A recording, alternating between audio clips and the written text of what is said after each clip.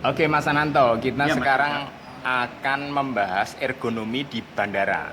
Karena ergonomi itu pada poinnya adalah produktivitas kerja. Jadi produktivitas kerja user ataupun visitor. Nah, mungkin Mas Ananto bisa menjelaskan di bandara ataupun di ruang AOCC itu produktivitas kerja itu diwujudkan dengan syarat-syarat ergonomis yang seperti apa? Silahkan. Baik Mas, jadi yang bisa saya terangkan di sini adalah ruang AOCC itu aksesnya dibagi menjadi dua. Yang satu adalah akses untuk karyawan, jadi masuknya dari area belakang, dan satu lagi adalah akses yang dari depan, itu melewati reception. Yang melewati reception itu pintunya adalah ke arah pintu kedatangan, jadi area kedatangan pesawat. Itu begitu dibuka, itu masuk ke area AOCC lewat reception. Jadi ruangan itu private tapi Sekali. juga ada bypassnya. Ada bypassnya. Oke. Jadi di situ untuk visitor yang umum masuk di situ biasanya ada dua kategori. Kategori yang pertama adalah kategori yang bermasalah. Jadi misalnya eh, dicurigai mereka membawa barang-barang yang terlarang untuk masuk di bandara atau dan lain sebagainya. Termasuk drug ya, Ya, kokain, termasuk ya. apapun itu. Jadi Ya. mungkin nyembunyiin apapun yang Ya, terdeteksi terlarang. oleh sistem yang ada di situ. Terdeteksi Oke. oleh sistem yang ada di Ya. SOC tadi, Ya. Security Operation Ya. Center.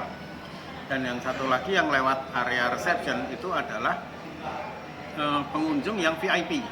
Jadi pejabat atau orang-orang dari AP1-nya dan lain sebagainya. Dan kalau melewati dari area yang saya akan terangin dari area belakang dulu. Jadi dari area karyawan masuk. Karyawan masuk itu semua difilter oleh yang namanya access control. Jadi masing-masing karyawan begitu mau masuk ke area AOCC itu melewati access control. Begitu masuk ke area, udah masuk area AOCC, mereka akan diharuskan mengganti pakaian. Jadi seragam dan mencopot sepatu dan mengganti dengan uniform yang telah disediakan. Intinya steril untuk menjaga produktivitas alat. Ya, Ya. karena di situ terus terang alatnya adalah sangat peka. Di situ semua karena berhubungan dengan sistem. Jadinya. Jadi begitu sudah Debu nggak boleh, asap rokok. wah, terutama Ya, asap rokok ya. itu udah pastilah. Karena sebenarnya adalah semuanya area itu harus clean. Mm-mm. Dan yang kedua sebenarnya area itu adalah restricted area. Jadi tidak boleh sembarangan orang masuk meskipun itu pegawai AP1 ataupun pegawai bandara. Oke. Jadi itu harus ada exit permit-nya. Oke. Dan itu run 24 jam ya?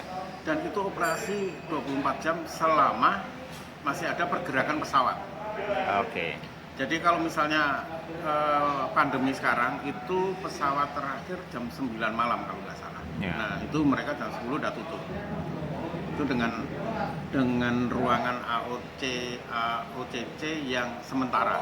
Berarti itu ada tempat untuk istirahat mas, termasuk tidur ya? Ya di situ disediakan satu area istirahat untuk kapasitas 4 orang yang dibagi 2 orang untuk wanita dan 2 orang untuk laki-laki. Itu termasuk job desk-nya desainer interior? Itu masuk ke job desk-nya interior. Oke. Jadi kita desain untuk fasilitasnya semua sampai ke pantry-nya segala, terus sampai ke area di situ juga ada disediakan untuk area training center.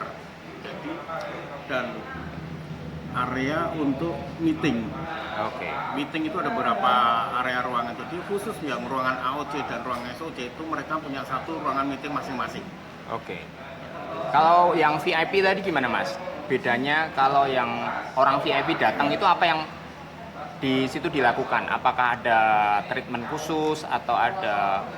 Sebenarnya sama saja. Jadi treatment khususnya itu adalah begitu masuk melewati area reception dipersilakan untuk copot alas kaki. Jadi copot alas kaki dan di situ biasa dicek oleh security semua bawaan-bawaannya dan nanti akan diarahkan ke arah namanya situation room. Situation room itu satu ruangan besar untuk area meeting dengan sistem semuanya itu adalah ruangannya itu kaca. Jadi kaca ada dua, yang ke satu arah keluar ke arah public area, yang satu lagi ke arah operation center. Itu kacanya one way atau? Jadi gini, yang ini saya mau terangkan adalah keistimewaan kaca ini. Yang untuk public area biasa kaca clear, sebenarnya bisa ngelihat. Ke arah yang operation itu kita pakai yang namanya switch glass. Switch glass. Switch glass. Ya. Jadi switch glass itu dioperate sama pakai remote dan dialiri listrik. Jadi begitu remote-nya itu dipencet, mereka akan clear. Jadi begitu nanti dipencet lagi, mereka akan buram katanya. Jadi tidak bisa melihat ke area AOCC. Oh, berarti ini sebenarnya one way sistem baru ya, yang baru. tidak mati ya. Kalau dulu kan one way terus nggak bisa dilihat kayak ruang integrasi di film-film. Kalau ini bisa dibikin tembus, dibikin tidak tembus ya. Betul. Okay. Dan itu ada dua sisi juga. Split glass namanya. Switch glass. Switch glass. Jadi glass. Itu itu ordernya di mana, Mas? Di Indonesia. Indonesia belum bisa bikin, Mas. Jadi itu masih impor. Ada dua negara yang biasanya masuk ke Indonesia untuk switch glass, yang satu dari Korea, yang satu lagi dari Cina. Itu modulnya berapa, Mas? Jadi modulnya itu adalah kaca high tech ya itu, karena itu nanti ada namanya PDLC, ada PETA itu dan sebagainya sistemnya, dan itu di sandwich dengan kaca 6 mili. Wow. Lebarnya? Sebenarnya bukan 6 mili, 6 mili tambah 6 mili, dan itu di tengah-tengahnya itu yang ada PETA itu-nya itu segala, dan maksimal volume switch glass itu satu modulnya adalah 1,5 kali 3 meter. Oh, termasuk besar ya? Ya, termasuk besar. Dan itu maksimal ya. Jadi kita bisa request sendiri besaran berapa.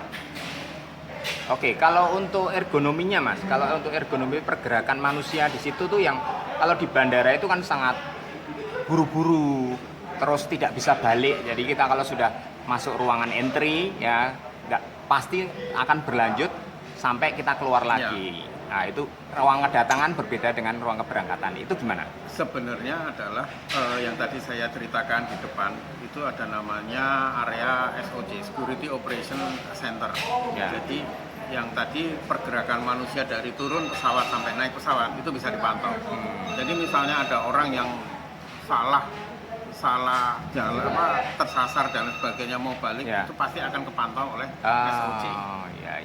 Jadi mereka pasti akan secara intern kirim petugas atau apa untuk menolong beliau tersebut kembali ke jalan yang benar. Yang benar. Mas, kalau untuk clear area bandara itu bisa nggak sebenarnya? Saya pengen bandara ini umpama ada orang yang sangat penting, satu bandara itu dikosongkan, bisa nggak? Sebenarnya bisa. Jadi mereka itu punya satu sistem itu untuk mengunci satu bandara semua. Dengan satu kunci? Dengan satu sistem kunci. Oh, mungkin kayak password gitu ya? Iya, mungkin ya. Artinya itu area di luar wewenangan saya. Tapi bisa dikunci semuanya. Oke. Ya sebenarnya di sini AOCC itu adalah area yang paling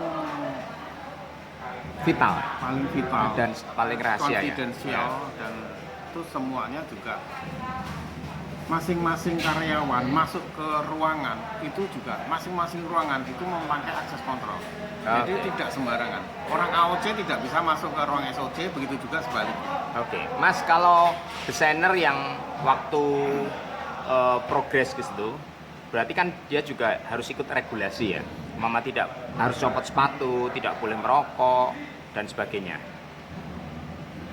Nah, sebenarnya di bandara manapun itu ada yang namanya K3, Mas. Jadi, kesehatan keselamatan kerja. Ya, itu jadi itu regulasi semua bandara, tidak hanya di YIA. Oke. Kalau untuk mahasiswa apa, Mas, yang kalau mendesain bandara itu do and doesn't-nya apa? Yang harus dan tidak boleh itu apa? Jadi sebenarnya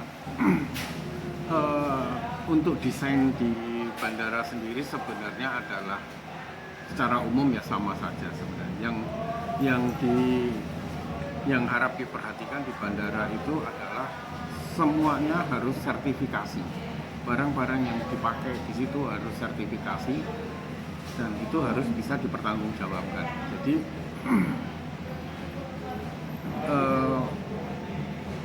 mendesain untuk satu bandara itu kita harus tahu semua flow-nya dan itu berhubungan dengan banyak pihak. Jadi tidak hanya interior designer dan itu semua berhubungan dengan banyak pihak. Dan yang paling susah adalah mengatur untuk area bagasi. Jadi kalau kita melihat manajemen bagasi pesawat, wah itu repot banget dan ribet banget. Untuk khusus orang yang desain untuk bagasi, BHS Baggage Handling System. Ya. Kalau kayak resepsionis itu apa Mas yang perlu diperhatikan? Kalau yang dalam hal ini resepsi sih umum aja. Jadi sebenarnya, jadi mereka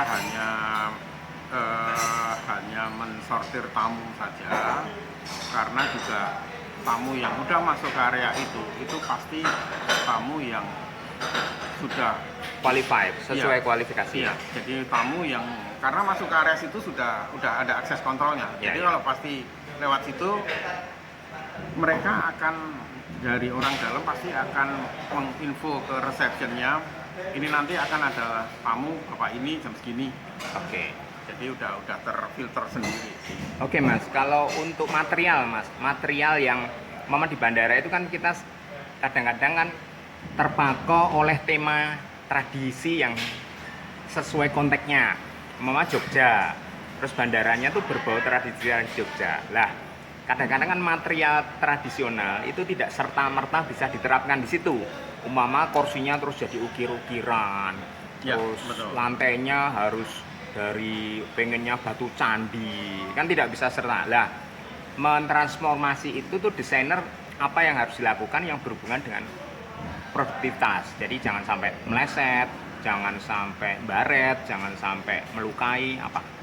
Jadi sebenarnya kita mendesain bandara yang pertama adalah kita cari filosofinya. Jadi dari filosofi dari bandara dan dari filosofi budaya setempat. Kebetulan di Jogja ini kalau yang bandara yang sudah jadi ini kan banyak unsur-unsur etnisnya.